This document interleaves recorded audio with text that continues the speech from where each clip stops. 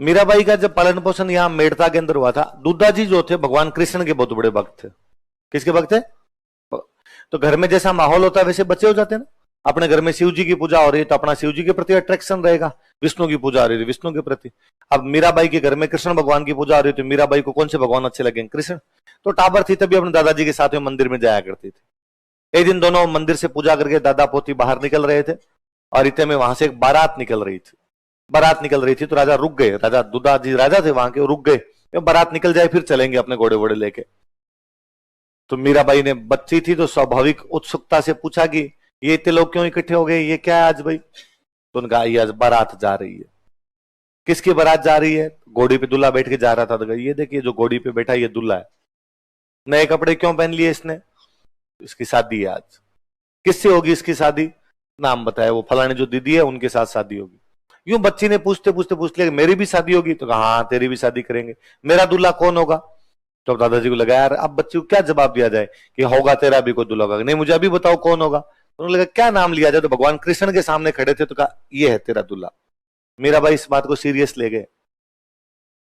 मीराबाई भगवान कृष्ण को अपना पति मानते थे।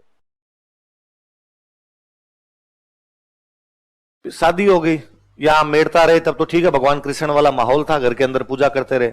शादी करके जब मेवाड़ गए तो मेवाड़ वालों में तो भगवान कृष्ण का इतना था नहीं, वो एकलिंग नाथ की जय बोलने वाले लोग सारे के सारे वहां पे। पर मीराबाई ने जाके भोजराज जी को कहा, अपने पति भोजराज जी कहा कि भाई देखो मेरा सांसारिक दीन दुनिया में कोई लेना देना नहीं है, मेरा इस संसार में कोई मन भी नहीं लगता है, मेरा एकमात्र मन लगता है तो कृष्ण की भक्ति में लगता है, मेरा तो गिरधर गोपाल दूसरों ना। तो मैं ये कृष्ण भक्ति करना चाहती हूँ, क्योंकि अब संसार में जन्म लिया एक मानव के रूप में आई हूं, इसलिए शादी ब्याह ये सब काम भी करना ही है, लेकिन फिर भी ये कोई गृहस्थी मेरे संसार में मेरा कोई है नहीं विश्वास ज्यादा। भोजराज बहुत भले आदमी थे, भोजराज जी ने कहा कोई दिक्कत नहीं, आप तो अपने भगवान की भक्ति किया करो, आपको इन सांसारिक चीजों में पड़ने की भी आवश्यकता नहीं। तो उन्होंने खूब सपोर्ट किया मीराबाई को। इवन कहते हैं कि भोजराज का साथ वाले दोस्तों ने यूं कहना शुरू कर दिया कि यार भोजराज तुम्हारी जो पत्नी है वो तुमसे तो कम प्यार करती है और भगवान कृष्ण से ज्यादा प्यार करती है। पत्नी अपने पति को प्यार करे पर वो तो यार भगवान कृष्ण को प्यार करती है।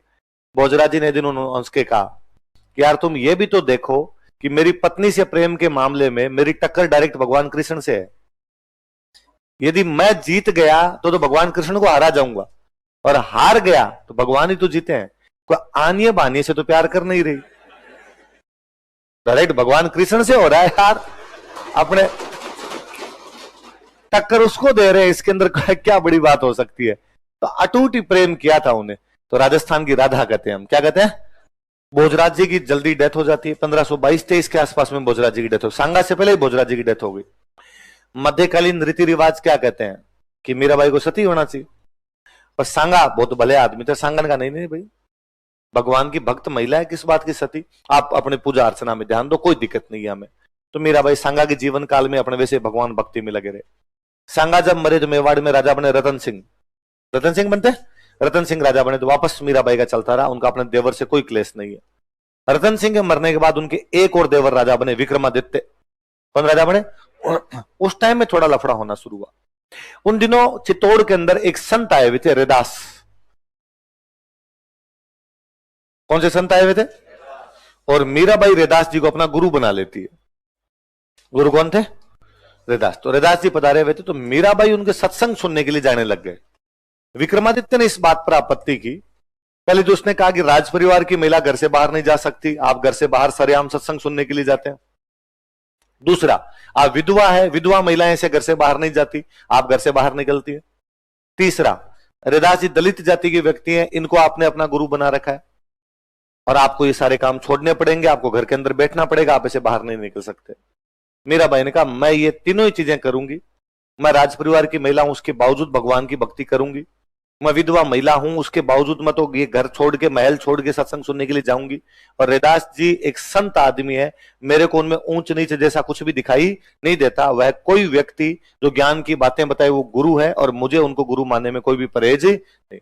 सब भगवान की संतान है, इनके अंदर ऊंचा नीचा नाप की कोई भी चीज नहीं होती। आपको जो अपना डिसीजन लेना लीजिए, मैं ये सब करूंगी। मुझे लगता है दुनिया में पहली महिला मीराबाई रही होगी जिन्होंने कहा होगा माई लाइफ माई चॉइस। आप कभी इमेजिन कीजिए इन चीजों को कि उस महिला ने एक साथ कितने टेबू तोड़ दिए थे। एक राजकुमारी के द्वारा ऐसा किया जाना, एक रानी के द्वारा ऐसा किया जाने वाला अपने आप में अनुकरणीय था कि ये वो समय था जब कहा जाता था ये था राजा। यदि वो रानी इस प्रकार से कर रही थी तो बाकी लोगों पे भले कमोबेश 5-10% लोगों पे असर पड़े, पर असर तो पड़ता है कि वो रानी होके जब रैदास जी को अपना गुरु बना सकती है, इसका मतलब समाज में ऊंच नीच नाम की कोई चीज नहीं। उनके पति नहीं है, उसके बावजूद यदि वो सत्संग में भाग लेती है, इसका मतलब पति की मृत्यु के बाद में जीवन समाप्त नहीं होता। वो यदि राजकुमारी होके भी इस प्रकार घर से बाहर निकलती है, इसका मतलब पर्दा प्रथा जैसी कोई भी चीज भी लोगों में जागरूकता आती है अपने आप। पर वहां विक्रमादित्य और उनके देवर भाभी के बीच में वहां क्लेश होने लगता है। फिर कई कहानियां पढ़ते हो कि उनको जहर देने की कोशिश की गई, सांप से डंक मरवाने की कोशिश की गई। फाइनली उनको लगा कि यहां पार पड़ेगी नहीं, डेली डेली की लड़ाई है, तो वापस अपने पीहर आ गए। पीहर कहां पे था? मेड़ता। मेड़ता में उनके भाई राजा बने हुए थे, जयमल। दुद्धा के बेटे हुए वीरमदेव, वीरमदेव का बेटा जयमल। जयमल वही जो चित्तौड़ के तीसरे साके में जयमल पत्ता पड़ता है, मेड़ता का राजा जयमल। जयमल का जन थे भाई। रतन सिंह की बेटी है मीरा, रतन सिंह के भाई है वीरमदेव, वीरमदेव का बेटा कौन है? जयमल। तो काका चाचा ताऊ के हो गए आपस में, एक की बेटी होगी मीरा और एक का बेटा कौन हो गया? जयमल। या वापस जयमल के पास आ गए। जयमल खुद भगवान कृष्ण के बहुत बड़े भक्त थे। यहाँ कई दिन रहे और फिर एक दिन जयमल को कहा कि जयमल मुझे तीर्थ यात्रा करने के लिए जाना है, भगवान कृष्ण के जो बड़े बड़े केंद्र थे वहां जाना चाहती हूं मैं। वृंदावन जाऊं, मथुरा जाऊं, गोकुल जाऊं, द्वारका जाऊं। राजा की बहन किसी बात की इच्छा प्रकट करे, वो इच्छा पूरी ना हो, फिर किस बात की राजकुमारी? जयमल ने कहा ठीक है पधारिए आप, साथ में इन महिलाओं को और ले जाओ, थोड़ी बहुत ये भी तीर्थ यात्रा करके आ जाएगी। सेना भेज दी साथ में। यहां से बरसाना गए, मथुरा गए, वृंदावन गए। कहते जब वृंदावन गए तो यहां पर एक संत हुआ करते बहुत बड़े उस समय, रूप गोस्वामी जी महाराज। कौन थे?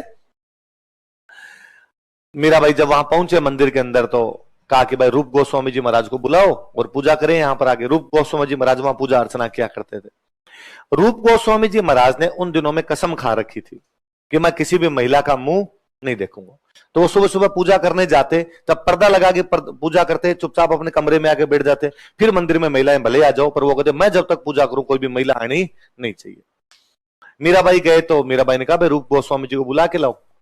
तो गए जाके और जाके रूप गोस्वामी जी को कहा कि भाई मीराबाई आई हुई है और आपको पूजा के लिए बुला रही है।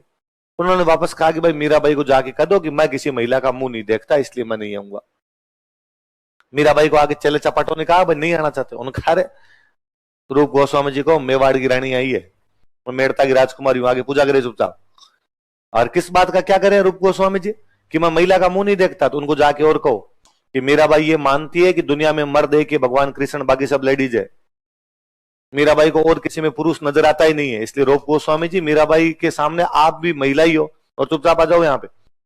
उन्होंने जाके बाद में कहा कि उसका मानना है कि तुम तो खुद ही महिला ही हो और आगे पूजा कर लो। रूप गोस्वामी जी महाराज ने आगे दंडवत प्रणाम किया था कि किसी की नजरों में यही साबित हो जाए कि केवल भगवान कृष्ण ही है सब कुछ, बाकी में मुझे और कुछ दिखाई नहीं देता है, इससे बड़ी भक्ति तो और क्या होगी।